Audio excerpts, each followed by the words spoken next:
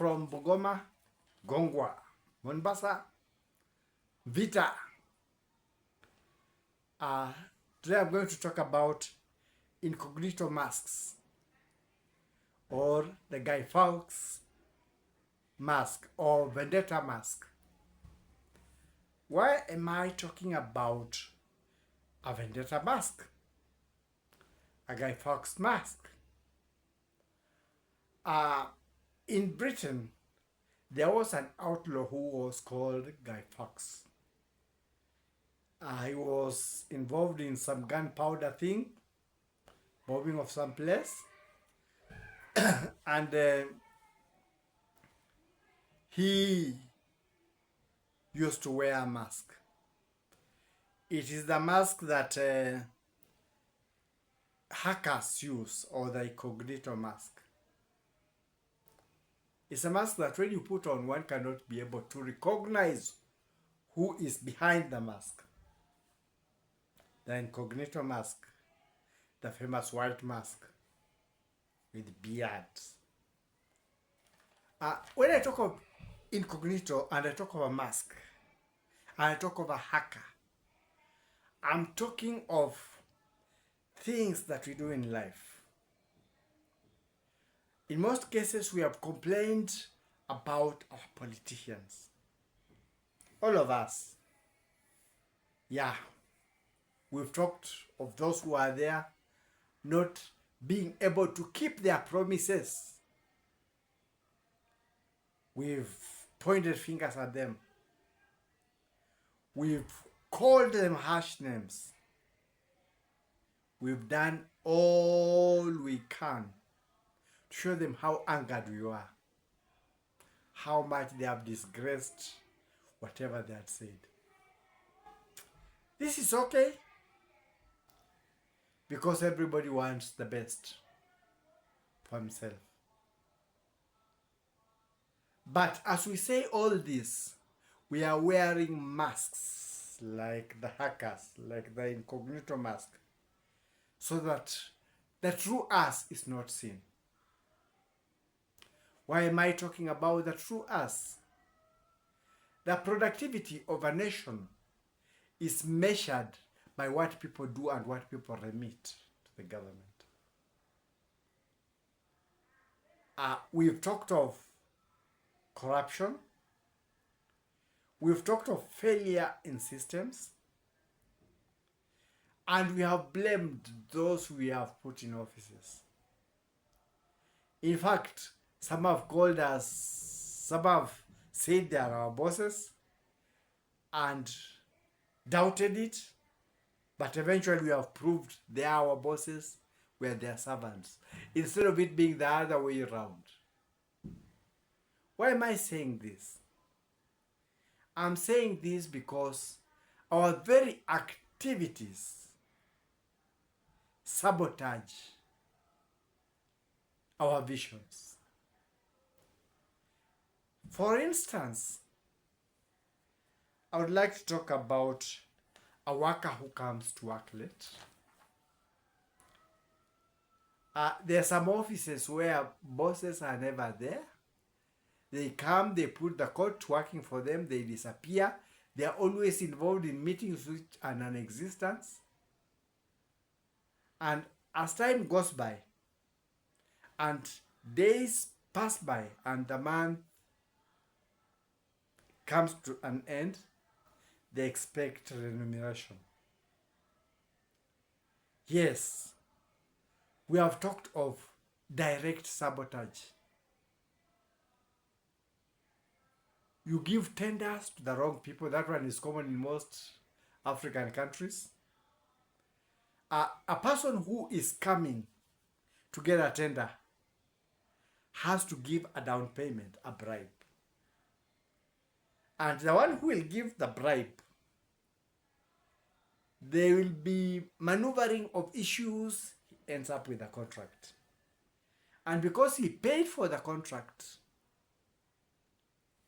he will do a very shoddy job. And because the one who gave the contract has had his kickback, he will approve. That's what has happened to some roads A road is made, and before it reaches the end, the other party is getting spoiled. We can talk of businessmen. Sometimes they underweight things in scales. They give low quality things. And they generally sabotage business. Some work where they are put, making money for themselves instead of the employers. If it's goods in a shop, they will charge exorbitant prices. If they are working for somebody, they sell the goods and hide money for themselves.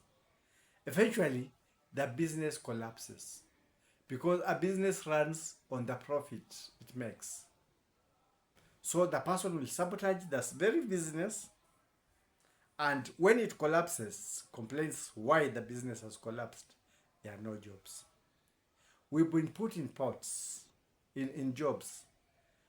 Maybe people on the pots on the road, people across the boundaries, and illegal substances may go through because somebody was given a kickback. It may be in places where measurements are required. Can be electricity, can be water, can be anywhere, anything like that. Many, many things. Can be weights of things being removed from the pot. We read the wrong measurement. Sometimes we don't even read the measurement. We assume. We charge. And the person goes. Only to realize the road has carried overweight goods. Within a short time, it gets spoiled. Only to realize that the services we give depend on the money that was being produced. We have pocketed most of the money. The services crumble. Many of the things that happen, remember when I said, we say our leaders are corrupt. But it's always the reverse first. We put on the mask, so when somebody can't see our face behind the mask, we are the good ones, they are the bad ones. But when we look into our own hearts, we realize that most failures that come about as a result of us participating in corruption. You want a deal, a big deal, to get things from another country to this country. You overcharge. So economically, the country collapses. And at the same time, you're making a lot of excuses and a lot of accusations of the collapse of the economy. But what have you done? You have denied your very government the resources. There are many places where government gets resources, and unless those resources are remitted to the government, we shall always say everything is failing, but we are failing the system because whatever we get in unjust manner, God will not bless it. It goes in the same manner. So as we cry for systems, as we ask for changes, let's make personal changes. Let's not be those who preach water and drink wine. If we preach water, let us drink water. Let us not be those who tell people, do it, but they can't do the same thing. There is a place in the Bible where they say there are some people who ask others to carry loads that they themselves cannot be able to carry. So in our life, in the development of our countries, Kenya, Africa, and other places, we have to reform ourselves first. Where I was working, there were we had friends who used to have people who would volunteer to come and work, and you would work with them for some time. There was a lady from Germany, and we were talking about development, and we talked of things that happen within. because she got to notice what was happening. Some things were not working right at that time. So I asked her, do things work the same way in your country? She said they don't. Because you engage in any of those activities, you'll find yourself in very bad places. And what did she say? She gave examples. We were giving that time examples of roads. By the way, nowadays roads are a bit durable. Those made, I don't know why those made from outside are more durable. She said, whatever happens, when a country starts doing shoddy things, it will never progress because you keep making something over and over again. A road that was supposed to last 15 to 20 years is made, it lasts for 6 months. So your next budget again is that same road. Some other shoddy things are done. Another one gets that contract. Another 6 months again.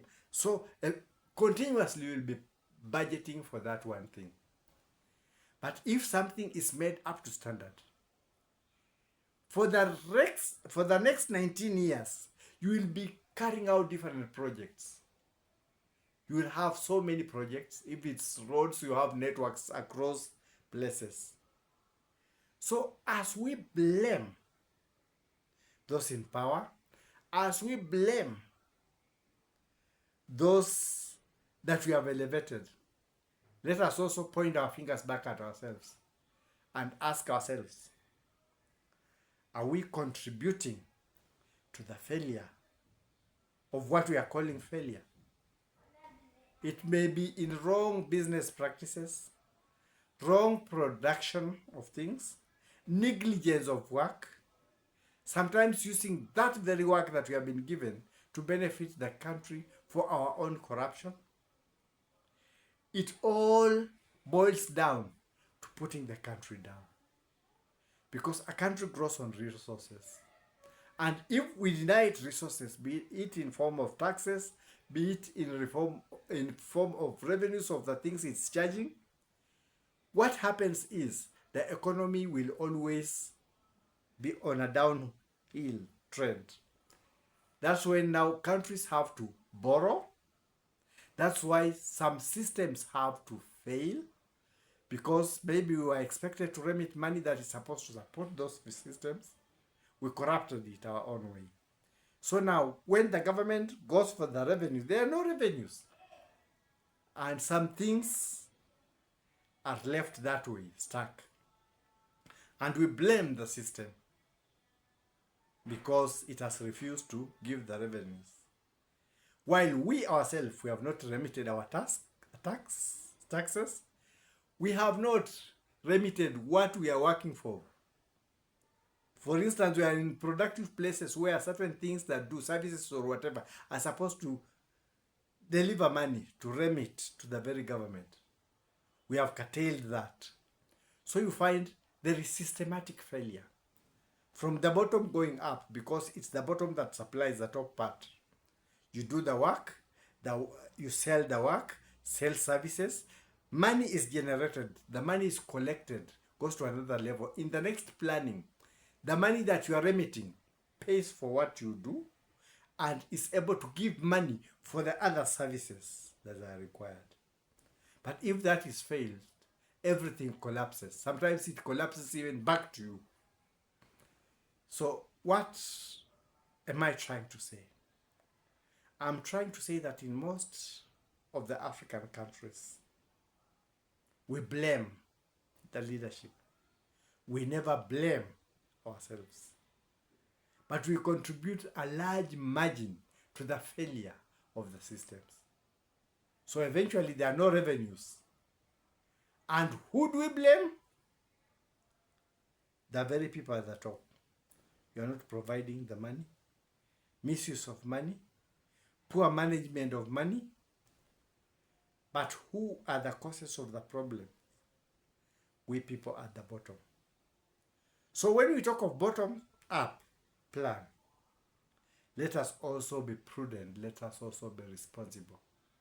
Let's protect the resources of the country. Let's be true and just in our work. and God will bless us. And the economy we are saying is not going upwards shall be built. We sabotage at our own peril, at the peril of our very own economy. Yes, we may think that whatever we get unjustly will benefit us for some time. But what happens? God always does the reverse. Whatever you get unjustly, He brings the moths and the devourers to eat. You will get diseases. You will get things that happen. Others get funerals that are frequent. Others get things like that. The money that comes in an unjust way will just get lost that way. But once it's getting lost that way, what else is happening to the very places we were supposed to remit funds to? They get broke. So it's a high time we asked ourselves, are we contributing to the failures? Are we the failure itself? Or are we blaming justly those at the top who are failing us? Do your own soul searching. Remove this mask, the incognito mask, the Guy Fawkes mask, and others used to say a vendetta mask. You blame others, you have vengeance to those who are being elected, but you don't have vengeance against your own or my own failures.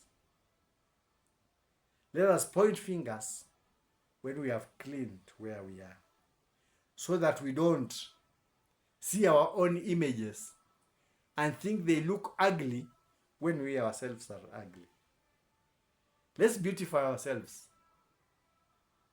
Life, whatever I'm saying, is like a mirror. We beautify ourselves, and then we can see the others who have not beautified themselves. They say the buck stops on you or at you. It's on you. So the blame game of the failure in systems starts with us. If we perfect that, everything will be perfect. We shall see changes. If we keep doing things the same way, business as usual, they don't expect the country to make any steps forward. Because our very activities will sabotage the very progress that we are yearning for. Let us embrace truth. Let us not hide behind masks. Let us be ourselves. And God in heaven will bless us. Wherever you work in the country, be you a teacher, be you a policeman, be you a soldier, be you a banker, be you an electrician, be you a reader of the electric meters, water or whatever,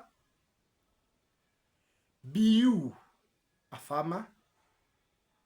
Always remember, the nation depends on you. You are the revenue producer.